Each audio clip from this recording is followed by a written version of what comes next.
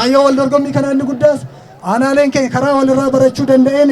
karaa ifa ta'een muuxannoo walirraa argachuu danda'een carraa uumeera kan jedhu qabna. Kana qofa miti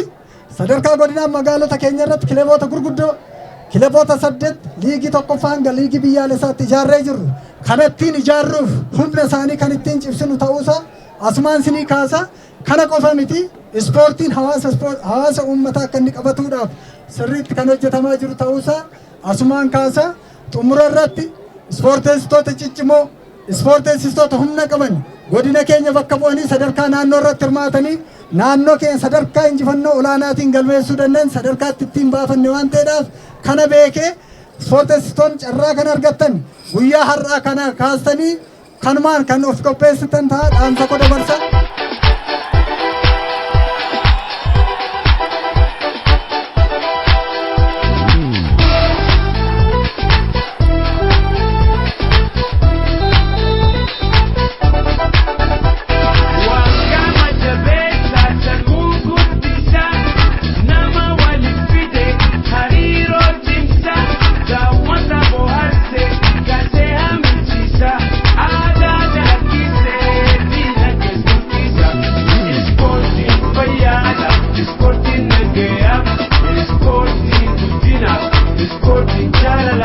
Ispoortiin jaalala, ispoortiin tokkummaadha, ispoortiin walii wajjin jireenya,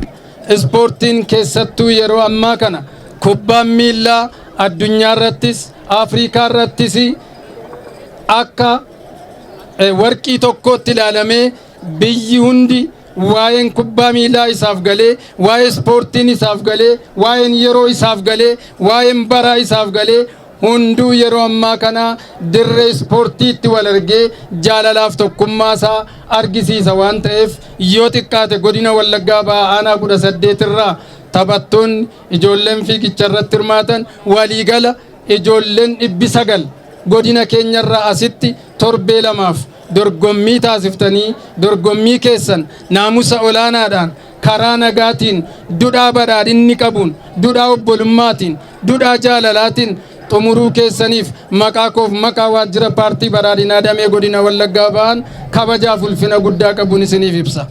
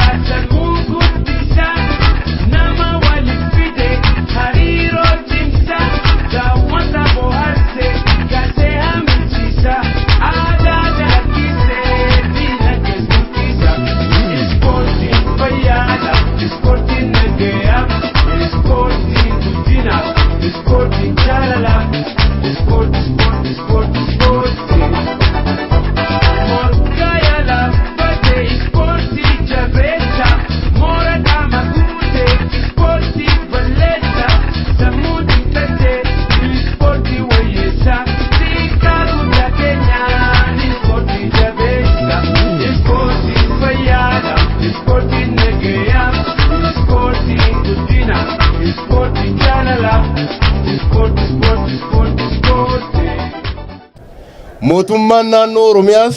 ta'e mootummaan biyya keenyaas keessumaa dargaggoonni ispoortii keessatti iddoo olaanaa akka xiyyeeffataniif tarsiimoo fi maammata guddaa bocee hojjechaa jira. Haaluma kanaan gam tokkoon dirree ispoortii fi iddoo oolmaa ispoortii dargaggootaa babal'isaa gama biraan ol dorgommiin ispoortiis bal'inaan akka inni geggeeffamu gochaa xiyyeeffannaa guddaa godhee hojjetaa jira jechuudha.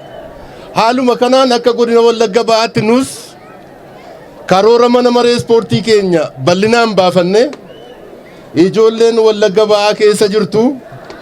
dorgomaa jabaa akka isheen taatu dirree kamirratti iyyuu akka isheen dorgomtu as akka godinaattis akka godinaa qofattis utuu hin ta'in akka Oromiyaatti akka Oromiyaa qofattis utuu hin ta'in akka biyyaatti